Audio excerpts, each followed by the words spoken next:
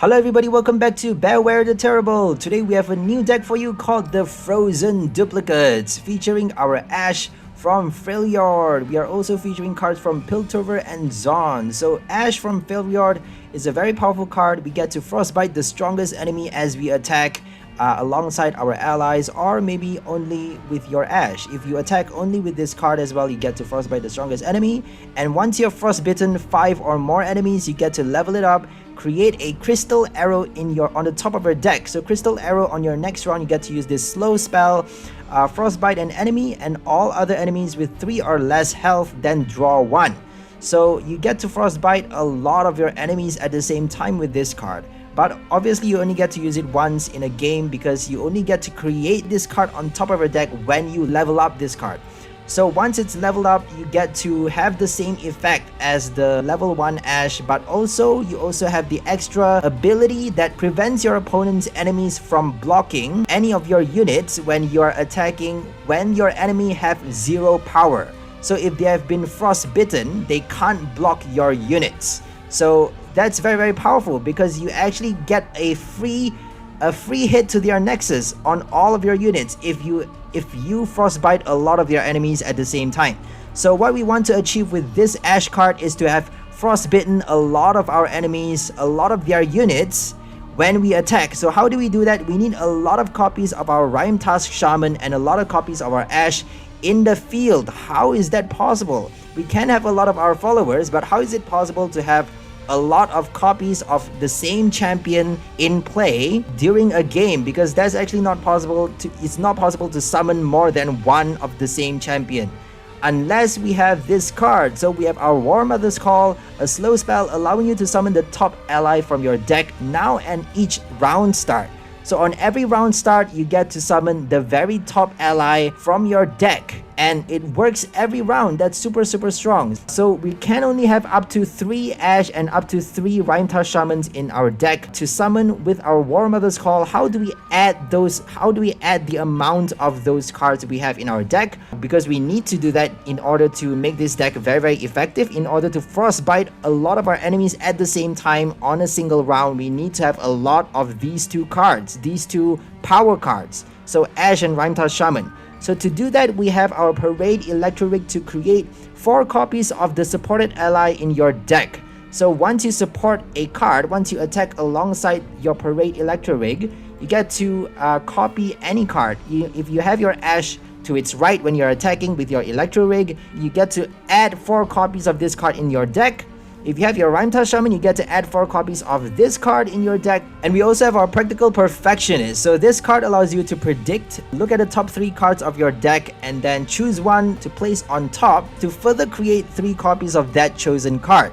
So sometimes you may need to have you may need to select a follower or something that you need on the next round, something that you don't need to copy, or you may even predict bad cards, like cards you don't need, maybe a flash freeze or something. But it's okay to copy those cards. It's okay to copy our spells, because spells are very useful to sabotage our opponent, to delay until we get to buy our time to use our Warmothers Call, because this card is 12 cost mana. We can't use it until round 9 unless we have something to add our mana gems, some spells to add our mana gems, and we don't have that. We are not playing Targon in this deck. We're playing Piltover and Dawn. We're playing cards to copy our, to clone our cards. So to clone our cards, we have only those 2. We have 3 copies of Parade Electrorig and 1 copy of Practical Perfectionist. So those are our copy cards. We also have 1 Entreat to draw out our champion. We have our Icebound Archer to frostbite an enemy as you play this card. If it shows up at the right time, it can do a lot to, give your opponent 0 attack. We also have our Mystic Shot, Gotcha. Those cards allows us to deal damage to an enemy unit or any unit we want. We also have our Avalanche as well, deal 2 to all units. Campang Shredder, deal 1 to all enemy units as you play this card. And to frostbite our opponent, we have our Harsh Wind, frostbite 2 enemies. We have our Flash Freeze. We also have a Troll Chant in this deck. Troll Chant allows you to give an ally +2 defense and give an enemy -2 power this round. So Troll Chant allows you to stay alive, maybe have your Ashe or your Rimetusk Shaman stay alive a bit longer, just so you get to frostbite them even more, and maybe level up your Ashe faster, sometimes that can be the case. And we also have one Frozen Thrall. So Frozen Thrall is a landmark. On countdown 8, you get to summon a Frostguard Thrall. So it's basically a entombed Frostguard. So it only costs 1, is very powerful actually, because you only have to wait until round 8 if you summon it on your first round to summon this Frostguard Thrall on round 8.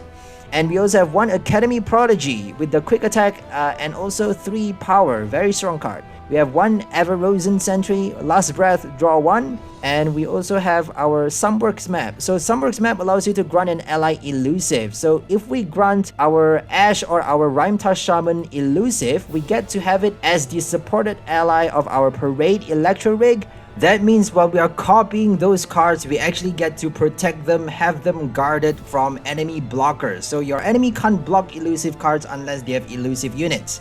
So obviously elusive cards are not very powerful unless their deck features a lot of elusive cards. Or unless they have, they are lucky enough to draw those elusive cards in time, or if they have a Sunworks map or a Sharp Sight. If they have a Sharp Sight from Demacia, they can actually block elusive units this round. So if they have those cards, they can actually still kill your Ashe or your Rimetusk Shaman as you're cloning it with the elusive effect, the keyword on. So sometimes they can still kill it, but elusive is a very strong keyword, so having it elusive can actually do a lot. You can even grant your Rimefang Pact elusive. So we have our Rimefang Den Mother in this deck. Rimefang Den Mother is very strong, guys. When you summon this card, you get to summon a Rimefang Pact. And once you summon it, grant it +1/+1 for each time you have frostbitten enemies this game.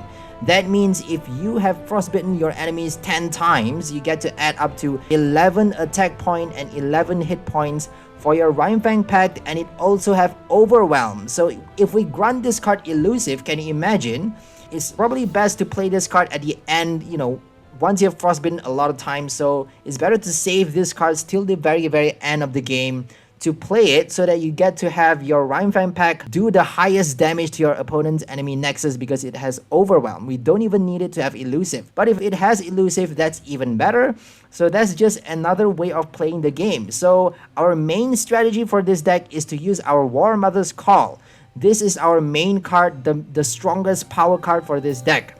Our strategy is to try to copy as many Ashe and as many Rimetusk Shamans as possible inside our deck. Create as many copies of those cards in our deck, because that is the main card that we are using to frostbite a lot of our enemies in a single round every round.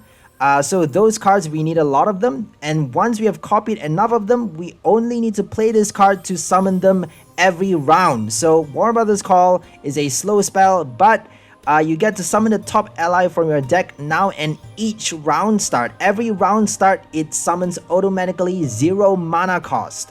It summons on its own for you, but it is a spell, and your opponent can actually negate this effect very easily with burst spells or fast spells that that counter this effect. So they can actually cut off this effect with a simple burst spell. Shadow Isles has a lot of those spells, Noxus and maybe Ionia, so they can actually negate this effect very easily. So that is the main risk for this card. It is 12 cost mana. You have to pay a huge cost to be able to use this card. You can't actually play this card early on in the game. That is why you have to delay. You need a strategy to be able to delay, and you need a good delay. So for our strategy, we are using a lot of Flash Freezes, we are using a lot of Iceville Archers and Rimetusk Shaman to delay your opponent, so that we get to, and a lot of our fast spells as well, to be able to deal damage to them and stall them until we get to round 9, where we get to use our Warmothers Call. If we have 3 full mana spell mana gems, we get to use this card on round 9. If we don't, then we may need to wait till round 10 or round 11 or even round 12. So this card, very risky. We have 3 copies of it. If it doesn't work the first time round, we can use it on our second time round. Hopefully they don't have a lot of those negating counter burst spells or counter fast spells that cut off our Warmother effect. If that strategy doesn't work, we have our second line of attack. Our second line of attack is very powerful as well. We have our Howling Abyss. This is a landmark that allows you to create in hand a random level 2 champion that is not in your hand, deck, or play. So in any champion, level 2 champion that is not inside the entirety of your deck when you're playing the game gets created in your hand every round start. You know, you get to create anything in your hand. I got a lot of crazy strong, super strong level 2 champions like Aurelion Sol, Taric, Jarvan. You get a lot of crazy cards. So this card is very strong. Obviously it's 6 cost mana and you get to only use it on round 6, but it's also very strong because you get to summon immediately right off the bat a level 2 champion every round. That is madness. But obviously this strategy doesn't actually support our first line of strategy, so Warmothers Call actually coexists with this in a separate kind of way. So these two cards does not actually fit well together. It's just a separate card. This is a separate tool that we are using just in case our first line of attack doesn't work. So our first line of attack actually requires a lot. It requires our Parade Electrorig, it requires our champion, it requires our supporting follower, and it needs those specific cards to turn up at the right time, which is not a big deal because we have a lot of copies of those cards, a lot of ways to get them out into our hand. But you know, that may not be enough, just because our opponent can actually kill our units very easily if they do those things. If they kill our Ashe or kill our Rimetusk Shaman before we copy them, before we do enough to set up for the game, then we can't actually do much with our Warmothers Call. We can't actually, stall.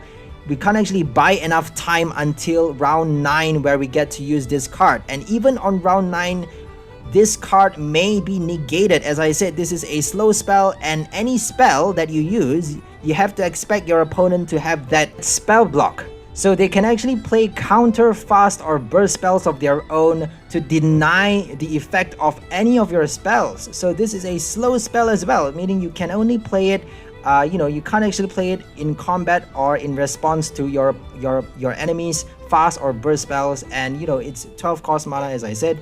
So this card is actually very, very risky. That is why we have 3 copies of it, and we have our second line of attack, as I said.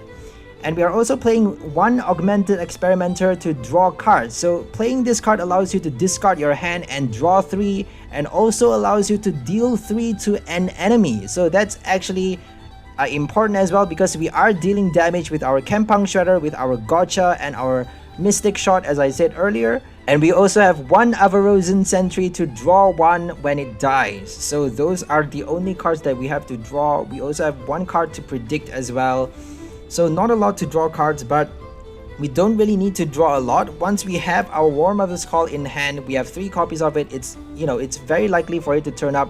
We only have the full 3 copies of Ashe, Rimetusk Shaman, and Parade Electrorig, Flash Freeze, and Warmothers Call. So not a lot in 3s. So when it is in 3, it's gonna turn up. It's gonna have a very high likelihood of being drawn into your hand early on in the game. So once you have your Warmothers Call in your hand, don't actually replace it. If you draw it in the first mulligan even, don't replace that card. It's actually better to keep it in your hand. If you have it early on, don't discard it or don't replace it.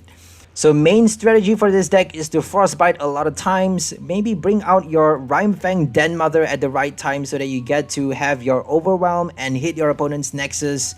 And we also have 1 Rimefang Wolf as well to kill any unit with 0 power when you strike it. It also has the Challenger keyword. So that means if you play it alongside your Ashe, you can actually Frostbite the strongest enemy and then draw it out to face your Rimefang Wolf and kill it with its Challenger. So this is how strong this card is. We only have 1 copy of our Rimefang Wolf though, because we want other cards. Other cards are more important in my opinion, because I like Rimetusk Shaman. I like a variety of other cards as well, from Piltover and Zon. Those cards actually does a lot against aggro decks, because if they're playing a very, very high speed aggro deck, we can't actually do much if we can't actually rely on our Frostbite strategy alone, because that requires you to stall. You need to stall a bit before you can level up your Ashe, before you can do a massive amount of damage with your Ashe card, with your Frostbite cards. So in my opinion, I prefer to have a huge variety. That is why I have my Sunworks map. I have my Troll Chant, I have my, I have my Mystic Shots and all of those cards. And we are also playing 2 Kindly Tavern Keeper to heal our Nexus or an ally 3 as you play it. So we only have 2 copies of this card, but it allows us to stall even more just because we are healing back our Nexus or our ally just to stall our opponent and defend before we get to play our Warmothers Call, which is a slow spell, very risky card. I don't quite like it, but sometimes when it works, it does a lot. It works like a miracle. So that is also a miracle card as well, because you are actually summoning level 2 champions. That is like, I cannot stress this, like this is a mad card. This is a mad card. When I first saw this card being played against my opponent, when I was playing against this card, I lost, by the way. I realized how unfair this card is, because it's just way too powerful. You're creating a random level 2 champion every round. That is crazy. And one final note I need to mention is that we are playing a few different cards in the first few matches, in the first few games.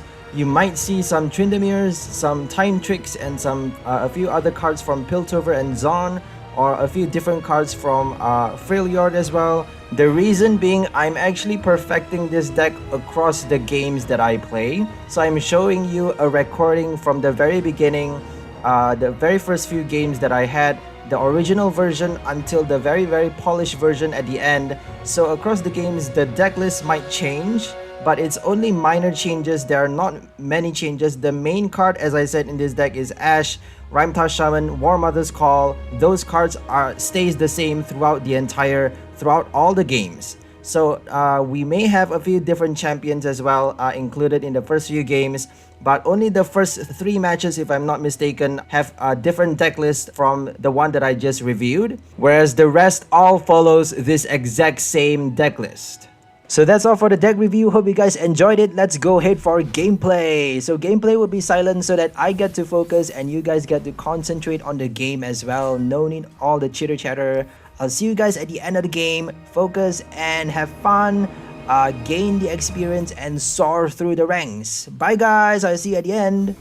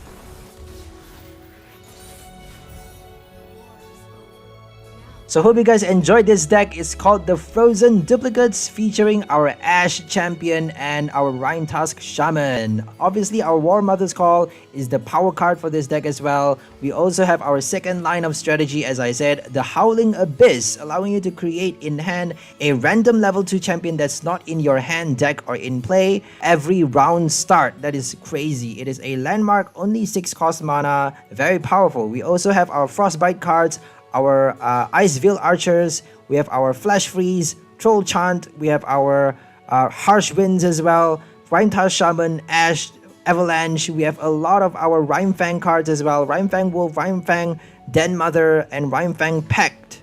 So Rimefang Pact allows you to have the Overwhelm keyword and also a +1/+1 as you summon your Den Mother, and for each time you have Frostbitten enemies in this game. So when you summon your Den Mother card, you get to summon a Rimefang Pact alongside it, and granted +1/+1 for each time that you have Frostbitten enemies in this game. So that is a very powerful follower. And we also have our Sunworks map to grant an ally elusive. We have our Mystic Shot, our Gotcha, we have our Avalanche to deal damage to our enemy units. We also have our Kempang Shredder and Augmented Experimenter to deal 3 to an enemy. Our Kempang Shredder deals 1 to all enemies. Obviously, those are spells and your opponent can actually negate any spell that you use. Your opponent can negate the effect completely with a counter, burst, or fast spell of their own. So we need to watch out for those counters. That is why we have 3 copies of our key spells. Our key spell is Flash Freeze, Warmother's Call, and those 2 are our key spells. So we also have our key card, Parade Electrorig, 3 copies of it, 3 Ashe, and 3 Rimetusk Shamans. So those are our key cards that we want to be duplicating. So Parade Electrorig allows us to duplicate our Frostbite cards. We also have 1 Practical Perfectionist to predict and create 3 copies of the chosen card in your deck. We are cloning with our Perfectionist and our Electrorig.